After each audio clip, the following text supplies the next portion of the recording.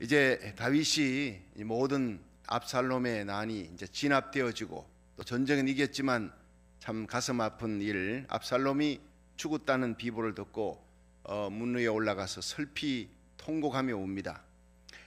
거기에서 참 하나님의 사랑, 아버지 하나님의 사랑의 그림자를 우리가 알 수가 있습니다.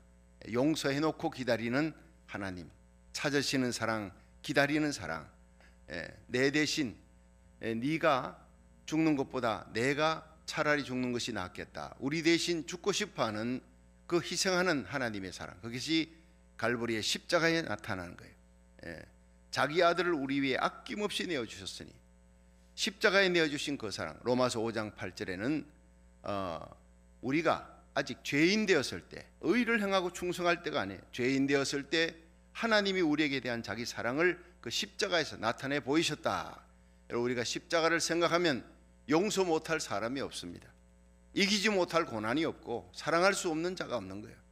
여러분, 이 십자가 사랑, 하나님의 사랑의 그림자가 이 다윗의 마음에서 나타나는 것을 우리가 잘 알고 참 은혜 받았습니다. 그런데 사실 반란군을 진압하고 목숨을 걸고 싸우고 돌아온 이스라엘 군대는 그냥 부끄럽게 패잔병처럼 돌아오는 거예요. 왜냐, 왕이 그렇게 통곡하며 우니까, 환영을 해야 되는 왕이 그렇게 압살롬이 죽었다고 우니까 아주 부끄럽게 돌아오는 거예요. 이게 이제 19장 1절부터 나옵니다. 한번 보세요. 잠깐 19장 1절 시작. 혹이 요압에게 고하되 왕이 압살롬을 위하여 울며 슬퍼하시나이다 하니 왕이 그 아들을 위하여 슬퍼한다 함이 그날의 백성들에게 들림에 그날의 이김이 모든 백성에게 슬픔이 된지라. 그날의 백성들이 싸움에 쫓겨 부끄러워 도망한 같이 가만히 성으로 들어가니라.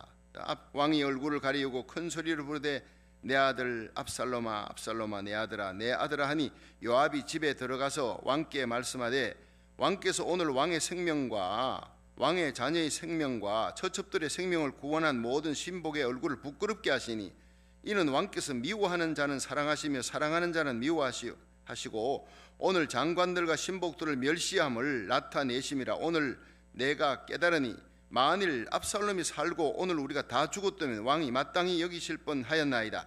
이제 곧 일어나 나가서 왕의 신복들의 마음을 위로하여 말씀하옵소서. 내가 여호와를 가리켜 맹세하옵나니 왕이 만일 나가지 아니하면 오늘 밤에 한 사람도 왕과 함께 머물지 아니할지라. 그리하면 그 화가 왕이 젊었을 때부터 지금까지 당하신 모든 화보다 더욱 심하리이다. 왕이 일어나 성문에 앉음에 혹이 모든 백성에게 고하되 왕이 문에 앉아 계시다 하니 모든 백성이 왕의 앞으로 나오니라. 아멘. 자, 여러분, 참 기가 막히죠.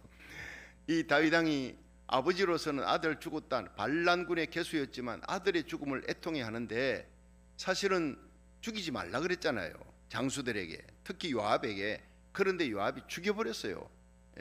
생포해서 살려오라, 용서해 주겠다 하니까 다윗의 그 마음을 알고 이런 폐륜하는 살려두면 안 된다, 후환이 두렵다고 죽여버렸어요, 율법에 따라. 그런데 이 사실을 다윗이 알죠. 나중에 얼마나 가슴 아픈 일인지, 또 속도 상하고.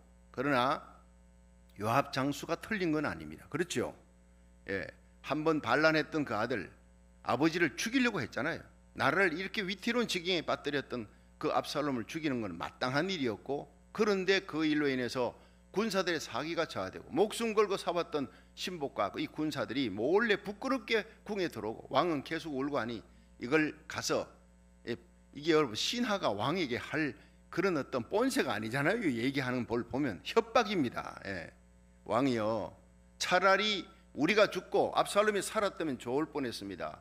왜 병사들을 이렇게 부끄럽게 만듭니까?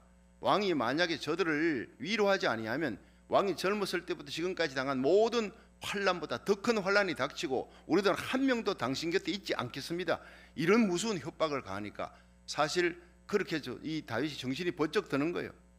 맞는 말이니까. 그렇게 해서 문 위에 올라서니까 성문 앞에 보통 이렇게 서면은 그때 뭐 재판하거나 또 큰 뭐 성명서를 발표하거나 왕이 이럴 때 섭니다. 근데 백성들이 나옵니다. 위로했다는 거죠. 일단은 모든 일이 잘 수습이 됐습니다. 그러나 다윗 왕은 그것이 마음이 너무 상한 거예요. 요압 장수의 말이 맞지만 나단처럼 지혜롭지를 못합니다. 우리가 말을 할 때요, 나단의 지혜를 배워야 됩니다. 다윗이 범죄했지만 그 범죄를 스스로 내가 죄인입니다 고백할 수 있도록 많은 양을 갖고 있는 부자와 가난한 암양 한 마리 갖고 있는 사람인데, 바깥에 손님이 왔는데 이 부자가 옆에 집에 있는 암양 한 마리 갖고 있는 거 뺏어가지고 잡아줬다. 당장 그 사람을 처단해야 되겠다, 죽여야 되겠다, 4배를 갚아야 되겠다. 바로 당신입니다. 얼마나 지혜롭습니까? 비유를 통해. 여러분 인생의 말 한마디로 천냥빚도 갚는다 했는데 다윗 왕의 마음이에요. 얼마나 마음을 아프게 했는지 모릅니다. 요압이. 맞는 말이지만. 그런데 결국에는요, 이 다윗이 이스라엘의 총사령관으로 아마사를 세웁니다. 오늘 본문 읽어보면 아마사가 누굽니까? 압살롬을 도와 반란군의 총사령관 했던 사람이에요. 여러분 그러면 안 되죠. 그게 반란군 총사령관은 일단 잡아다가 초달하고 재판을 넘겨야 되는데, 이 사람을 갖다가 이렇게 총사령관으로 세우고 그러면 총사령관, 이스라엘 총사령관 요압은 어떻게 돼요? 해임시켜 버린 겁니다. 어떻게 그런 일이 있을 수 있습니까? 이해가 안 되는 사건이 벌어지는 거예요. 그게 이제 일단 그 반란군의 숫자가 많았어요. 압살롬 죽고 많은 병사들이 흩어졌지만 그들을 회유하기 위해서 그들 다시 회유해야 되잖아요.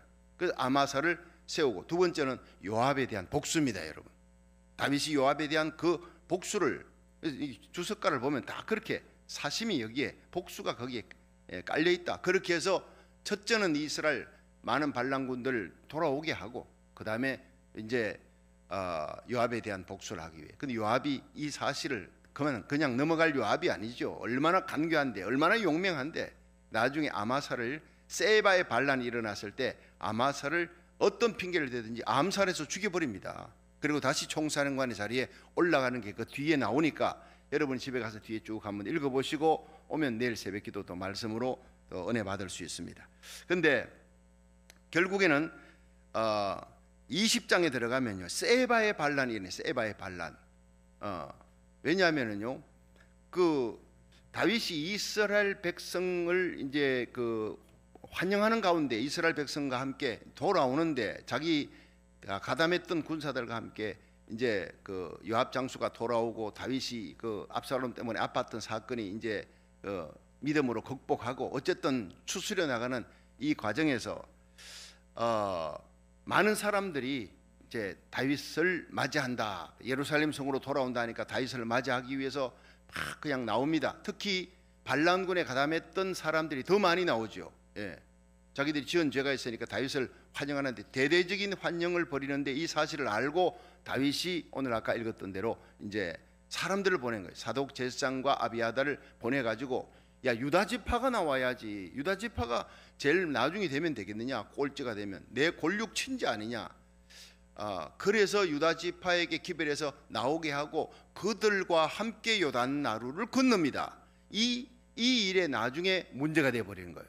많은 10지파 사람들이 막 그냥 다윗을 옹위해서 같이 가려고 했는데 유다 지파가 따돌려 가지고 다윗 왕을 모셔갖고 요단을 건너버리니까 자기들은 준비했던 대대적인 환영이 아주 무색하게 되어버린 거예요. 이 일로 인해서 반감이 삽니다. 사실 이건 다윗 왕이 지혜롭게 처사하지 못한 거예요. 그래가지고 나중에 유다 지파하고 막 싸움이 일어납니다. 자, 이런 어떤 갈라짐의 사이가, 나라는 하나 됐지만 10지파, 그리고 여기 다윗과 베냐민 지파예요. 베냐민 지파 한 1000명이 또 이제 시므이와 함께 나옵니다. 그래서 베냐민 지파가 다윗과 함께 있고 나머지 10지파가 반감을 사고 이렇게 되는 것을 텀을 보고 세바가, 베냐민 지파에 있었던 세바라는 사람이 반란을 일으키는 거예요. 근데 놀랍게도요, 이 세바의 반란에 10지파가 가담을 또 해버리는 거예요. 황궁에서 돌아와서 일어나는 일입니다. 그게 20장에 일어나는 일이니까 어떻게 그럴 수가 있느냐. 아니, 다윗 왕을 배반했는 것때 그한데 다시 돌아온 다윗 왕을 맞이하는데 조금 그런 환영식에 마음 섭섭한 일이 있다고 해서 세바 반란이 일어날 때 10지파가 또 가담을 해. 자, 물론 그 세바의 반란을 진압해 버립니다.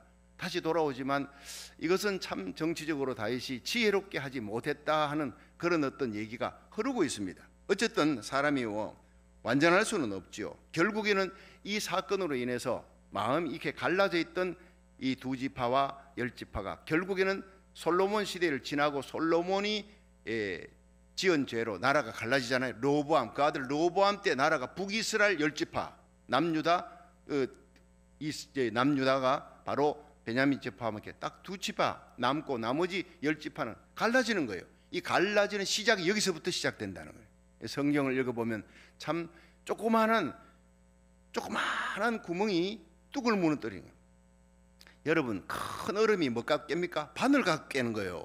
아주 작은 문제를 여러분이 소심하게 소심하게 그냥 대충 넘어가지 아닙니다. 작은 문제라도 그것이 나중에 시간이 지나면서 큰 크랙이 생길 수가 있다는 거예요. 다윗이 이 크랙을 만들어 버린 거예요, 이게. 자, 어쨌든 간에 여기에서 다윗을 황궁하러 나오는 일에 일어나는 사건이 바로 오늘 본문에 있는데, 이 본문에서 4명의 사람이 또 등장합니다. 오늘 새벽에는 이 4명의 등장하는 인물을 통해서 함께 은혜 받는 시간을 갖겠습니다. 우리 시므이와 시바가 등장하는 게 16절부터 17절이에요. 한번 보겠습니다. 다 같이 19장 16절, 시작. 바후림에 있는 베냐민 사람 게라의 아들 시므이가 급히 유다 사람과 함께 다윗 왕을 맞으러 내려올 때에 베냐민 사람 1,000명이 저와 함께하고 사울의 사환 시바도 그 아들 15과 종 20명으로 더불어 저와 함께하여 요단강을 밟고 건너 왕의 앞으로 나오니라. 아멘. 자, 여러분, 인간의 형태가 여러 형태가 있습니다. 베이컨이라고 하는 철학자는 사람은 세 종류다. 첫째는 거미 같은 사람이, 강도 같은 사람, 자기는 일하지 않고 남의 것을 뺏는 사람. 두 번째는 개미 같은 사람. 요거는 있으나 마나요. 열심히 하지만 자기밖에 몰라요. 남을 돕고 이런 것보다 남에게 패도 끼치지 않아요. 세 번째, 꿀벌 같은 사람. 남을 위해 일생을 꿀벌 쌓아놓고 꿀 이렇게 쌓아놓고는 그 다음에 죽는 거예요. 죽을 때도 높은 공중으로 올라가 떨어져서 동료들에게 시체 치는 것 패도 끼치지 않아. 완전히 희생하는 사람이에요. 꿀벌 같은 사람. 거미 같은 사람, 이건 있어서는 안 될 사람. 개미 같은 사람, 있으나 마나한 사람, 꿀벌 같은 사람, 꼭 필요한 희생적인 사람, 헌신하는 사람. 이 세 종류로 나눴는데 오늘 여기에도 그 비슷한 종류가 나타납니다. 시므이 보십시오. 다윗 왕이 도망갈 때는 그냥 16장 5절에 그 다윗을 따라가면서 돌을 던지고 피 흘린 자여 비루한 자여 가거라 가거라, 그리고는 먼지를 날리고 저주, 독한 저주를 이제는 다시는 안 볼 것처럼, 다윗은 끝난 것처럼 그렇게 했는데 돌아오거든요. 기급을 한 거예요. 다른 나라로 망명할 수도 없고 고민하다가 베냐민 지파 1,000명을, 이 사람이 또 말 잘하고 유력한 인물 같아요. 베냐민 지파의 1,000명을 동원해 가지고 다윗의 용서를 빌러 나옵니다. 다윗 앞에 엎드려서 과거에 아팠던 일, 내가 독설했던 그 모든 저주했던 거 잊어주십시오. 아비새 장군이 왕이여 저자는 죽어 마땅합니다. 배신자입니다. 왕을 저주했던 자입니다. 칼을 빼 죽이려고 하니까 아비새, 너는 이 일에 상관하지 마라. 내가 너를 용서하겠다 하고 여호와 이름으로 맹세하고 용서를 합니다. 다윗의 또 위대한 신앙 인격이 여기 나타나는 거예요. 물론 이 시므이는 결국 죽습니다. 누구에 의해서 죽습니까? 열왕기상에 들어가면 솔로몬이 왕이 되고 난 다음에 솔로몬의 손에 의해서 처단당합니다. 자, 결국 악인은 마지막이 하나님이 심판과 징계로 끝나는 거예요. 다윗은 용서했지만 솔로몬 대에 죽습니다. 그런데 갈라디아 6장 9절을 우리가 보면 사람이 무엇으로 심든지 그대로 거두리라 했어요. 무엇으로. 여러분, 우리가 지금 힘들고 어려워도 좁은 길 십자가 길을 가고 선을 행하되 돌아오는 것이 없어도 때로는 억울하게 누명을 써도 하나님이 다 하신다는 거예요. 때가 되면 다 밝혀주고 누명도 벗겨주고 다윗처럼 존귀하게 세워줍니다. 여러분, 이 시므이 사건, 이 다음에 뭐가 나옵니까? 시바가 나오는 시바. 이 성경 속에 보면요, 세바도 나오고 시바도 나오고 아히멜렉도 나오고 아히도벨도 나오고 이름들이 비슷비슷한 이름이 나오는데 하여튼 정신 차리고 잘 읽어야 됩니다. 이 시바가 누굽니까? 머비보셋, 자기 주인 머비보셋인데 머비보셋을 모함했잖아요. 이 사무엘하 16장에 다윗이 압살롬의 난을 피해서 도망칠 때 감람산 나루토기를 지날 때 많은 음식 갖고 다윗을 먹이고 정신을 혼미케 만들어요. 미혹시켜 버리는 거예요. 그래서 너는 이렇게 많은 음식 갖고 와서 고맙다 하면 네 주인이 어디 갔냐? 머비보셋이 내가 은혜를 베푸는데 마땅히 따라와야 되는데 했더니 다윗이 섭섭하다는 얘기죠, 그게. 그런데 머비보셋이 거기에서 반란군에 가담해 자기 나라 찾겠다고, 자기가 왕손이라고 새빨간 거짓말한 거예요. 이 19장에 다 드러납니다. 머비보셋이요 왕이 떠난 이후에 그가 그렇게 하지 않았어요. 가슴 아파하면서 따라가려고 했는데 낙이 안정 쩔전발이니까 두 다리 저니까 타려고 했는데 시바가 버려두고 갔어요. 그리고는 왕에게 참수한 거예요. 보니까요 발도 씻지 않고 얼굴도 씻지 않고 왕이 갔다가 돌아올 때까지 몸을 씻지 않아. 옷도 제대로 입지 않고 그리고는 절식을 하면서 왕이 돌아올 때까지 기다려. 이런 충신이 어디 있어요? 이 은혜를 갚는 사람이에요. 은혜를 아는 사람이에요. 근데 시바는요 기회주의자입니다. 남 덩쳐먹고 사는 사람이에요. 얼마나 이 사람이 이 머비보셋 때문에 그렇게 잘 살았느냐. 아들 15명, 아들 15명, 종이 20명이에요. 그렇게 은혜를 받고 호의호색했으면 됐지. 이제는 그 땅을 머비보셋의 땅을 전부 차지하려고 욕심이 많은 자예요. 기회주의자예요. 여러분 시므이나 시바 강도 같은 사람입니다. 도적 같은 사람이에요. 기회주의자예요. 틈을 봐서 언제든지 대적할 수 있는 사람, 대세에 따라가는 인간형, 자기 이익을 따라 움직이는 사람, 이런 사람이 오늘도 있습니다. 정말 이 시대에 있어서는 안 될 이런 사람들이 성경에는 다 등장한다 이 말이에요. 그런데 다윗은 시므이 같은 사람도 용서해 주는, 그러나 하나님이 그냥 두지 않습니다. 때가 되면 심판하는 거예요. 두 번째가 은혜를 알고 그 은혜를 보답하는 사람이 있어요. 이 머비보셋인데 19장 24절 한번 보세요. 자, 19장 24절 같이 한번 읽어보겠습니다. 시작. 사울의 손자 머비보셋이 내려와서 왕을 맞으니 저는 왕의 떠난 날부터 평안히 돌아오는 날까지 그 발을 맵시 내지 아니하며 그 수염을 깎지 아니하며 옷을 빨지 아니하였더라. 예루살렘에서 와서 왕을 맞이할 때 왕이 저에게 물어 가로되 머비보셋이여 네가 어찌하여 나와 함께 가지 아니하였더뇨. 대답하되 내 주 왕이여 왕의 종 나는 쩔뚝발임으로 내 나귀 안장을 지워 타고 왕과 함께 가려 하였더니 나의 종이 나를 속이고 종 나를 내 주 왕께 참수하였나이다. 내 주 왕께서는 하나님의 사자와 같으시니 왕의 처분대로 하옵소서. 시바통에 억울하게 누명을 썼다는 거예요. 자기는 결백하다는 거예요. 왕에게 은혜를 입었는데 내가 어찌 왕이 가는데 안 따라가겠어. 따라갈려 했는데 따라갈 수 없도록 내팽개 쳐놔놓고 왕이 돌아올 때까지 내가 이렇게 왕의 고난에 동참하려고 이렇게 함께 근신했습니다. 은혜 받았으니 은혜 갚으면 살겠다는 그런 성도들이 오늘도 이런 사람들 있지요. 귀한 분입니다. 그러니까 왕이 그랬구나, 내가 참 섣불리 시바에게 땅을 다 줬구나 해가지고 그럼 반반 갈라라 이렇게 다윗 왕이 반반 갈라라 했는데 그때 어떻게 합니까? 29절 보세요. 29절 시작. 왕이 저에게 이르되 내가 어찌하여 또 내 일을 말하느냐. 내가 이르노니 너는 시바와 밭을 나누라. 머비보셋이 왕께 고하되 내 주 왕께서 평안히 궁에 돌아오시게 되었으니 저로 그 전부를 차지하게 하옵소서 하니라. 여러분, 사람이 물질에 욕심이 없는 사람이 없어요. 이것도 어마어마한 왕실의 재산입니다. 사울 왕 때 그 재산인데 그거를 절반만 가져라 해도 대단한 재산인데 그걸 다 주라는 거예요. 머비보셋은 깨끗한 사람이에요.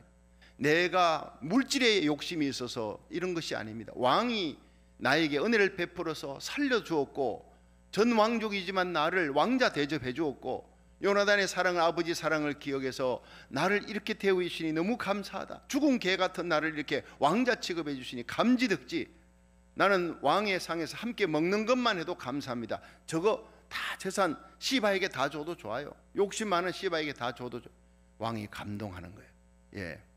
정말 이렇게 중심으로 다윗을 사랑했던 충신이 있습니다. 이런 유형이 있습니다. 근데 세 번째, 정말 훌륭한 사람이 나옵니다. 바르실레가 나오지요. 우리 저희 며칠 전에도 말씀드렸던 이 바르실레 31절 한번 보세요. 31절 시작. 길라앗 사람 바르실레가 왕을 보내어 요단을 건너려고 로굴림에서 내려와서 함께 요단에 이르니 바르실레는 매우 늙어 나이 80세라. 저는 거부인고로 왕이 마하나임에 유할 때 왕을 공개하였더라. 왕이 바르실레에게 이르되 너는 나와 함께 건너가자. 예루살렘에서 내가 너를 공개하리라. 자, 이럴 때는 어떻게 했어요? 여러분 다 아는 얘기 아닙니까? 이제는 내가 너를 공개하리. 네가 어려울 때 나를 도왔다. 정말 결정적으로 나를, 쓰러진 나를 일으켜줬으니 이제는 내가 너를 세워 영화롭고 존귀하게 하리라. 그러니까 내 나이 80인데 뭔 즐거움을 알겠습니까? 왕이여, 왕에게 누만 될 따름입니다.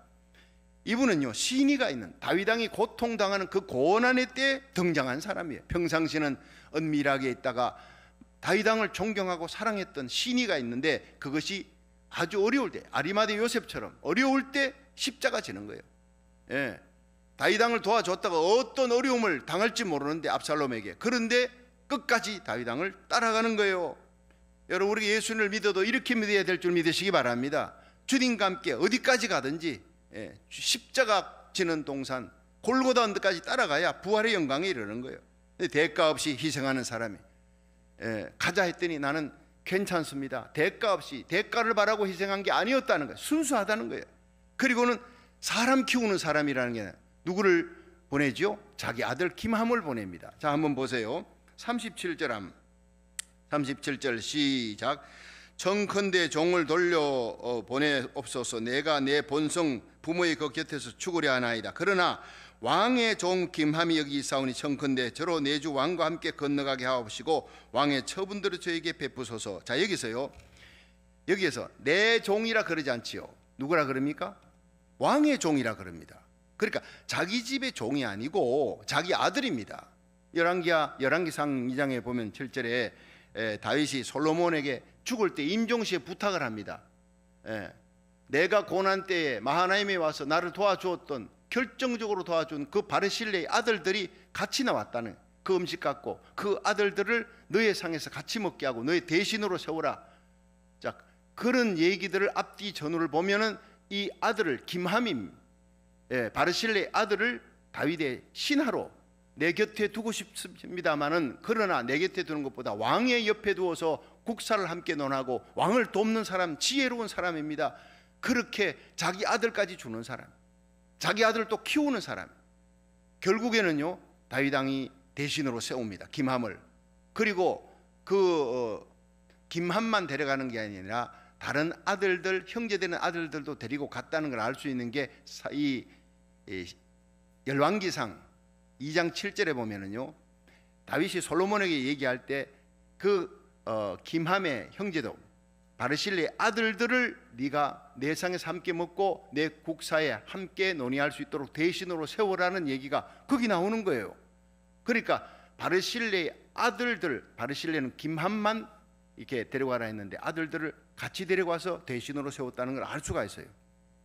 어쨌든 자기 아들을 비하해서 왕의 종이라는 그런 표현을 썼지만 사람을 키우는, 자기 아들들도 키우고 다윗 왕의 그 영광스러운 때에 사람을 키워서 기둥같이 세워나가는 그런 사람, 참 바르실레 같은 그런 인물이 오늘 필요한 거예요. 직장이나 가정이나 교회나 나라에나 여러분, 저와 여러분이 바르실레 같은 참 귀한 하나님의 사람, 신의가 있는 사람, 대가 없이 희생하는 사람, 사람을 키우는 사람이 되기를 주의 이름으로 축원합니다. 복의 통로라는 거예요. 근데 네 번째 등장하는 사람이 예루살렘 궁에 머물게 한 10명의 후궁들이 있습니다. 요거는 좀 20장에 한번 넘어가서 20장 3절, 오늘 마지막 얘기인데 3절을 한번 보겠습니다. 20장 3절 시작. 다윗이 예루살렘 본궁에 이르러 전에 머물러 궁을 지키게 한 후궁 10명을 잡아 별실에 가두고 먹을 것만 주고 더불어 동침치 아니하니 저희가 죽는 날까지 갇혀서 생과부로 지내니라. 자, 이리 보세요.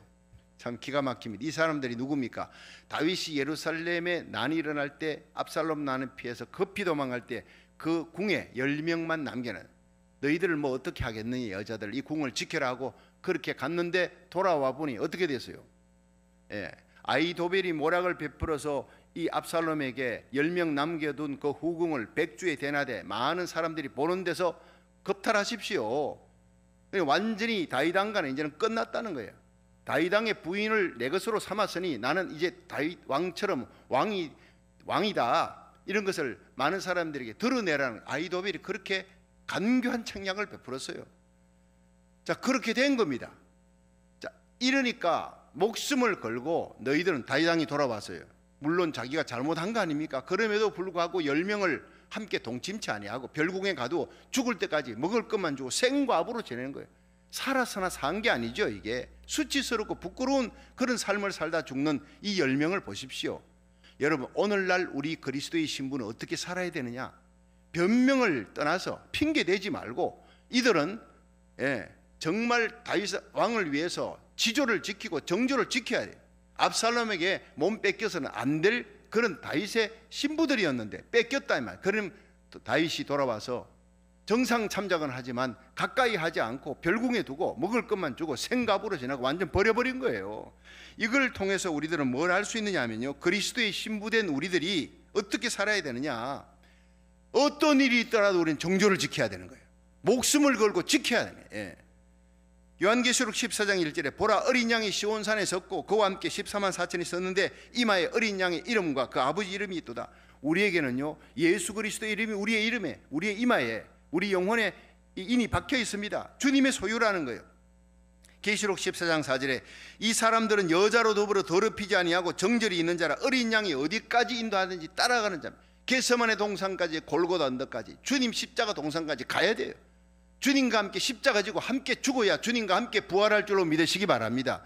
그래서 예수님의 제자들 도망갔다가 나중에 오순절 성령 받고 다 그냥 순교자의 길, 십자가에 거꾸로 달려 죽고, 목배임 당해 죽고, 가죽 벗겨 죽고, 다 그렇게 죽음의 길을 걸어가잖아요. 부활의 영광을 위해. 요한계시록 20장 4절에 보면 내가 보좌들을 보니 앉은 자들이 있고 심판하는 권세를 받아, 예수님과 함께 마지막에 심판하는 권세를 받은 자들이 쭉 앉는데, 이들은 예수의 증거와 하나님의 말씀을 인하여 목배임을 받은 자들이, 순교자들이에요. 여러분, 요한계시록을 읽어보면요, 순교하지 못하면 참 부끄럽겠구나, 이걸 느끼게 만드는 거예요. 짐승과 그의 우상이 경배하지 아니한 자라, 이마와 손에 그의 표를 받지도 않았다. 그들이 살아서 그리스도와 더불어 천년 동안 왕노릇하리라. 영원토록 세세토록 그리스도와 함께 왕노릇하리라. 여러분, 우리가 주님과 함께 왕노릇하는 영광의 제상, 왕같은 제상이, 죄인된 우리를 구원하여 하나님의 자녀 삼았어요. 왕같은 제상으로 삼았으면 그 은혜 생각하고, 여러분, 십자가 길, 고난의 길, 좁은 길 어디라도 주님의 영광을 위해 주님과 함께 동행하며 고난의 길을 끝까지 따라가고, 주의 몸된 교회, 그리스도의 남은 고난에 동참해 나가는 저와 여러분이 되기를, 이렇게 일천번절 하나님 앞에 기도하는 것, 주님의 고난에 동참하는 거예요. 어렵고 힘들고 어려워도 이 새벽제단에, 여러분, 저는 새벽제단에 나오는 걸 피를 말리는 거라 생각합니다. 신앙 고백으로 나왔어요. 새벽에 일어나 온라인 예배 드리는 거 피 말리는 겁니다. 여러분, 저녁에 온라인 예배를 드려요. 하나님 앞에 없는 시간 바쳐요. 하나님 앞에 눈물과 땀과 피를 흘려 주님과 함께 고난에 동참하는 여러분들이 복된 사람인 줄 믿으시기 바랍니다. 나라 살리는 이 귀한 일, 여러분이 이런 일에 동참할 때 하나님께서 여러분 가정, 여러분의 삶의 자리에 시편 91편에 복을 허락해 주실 줄로 믿으시기 바랍니다.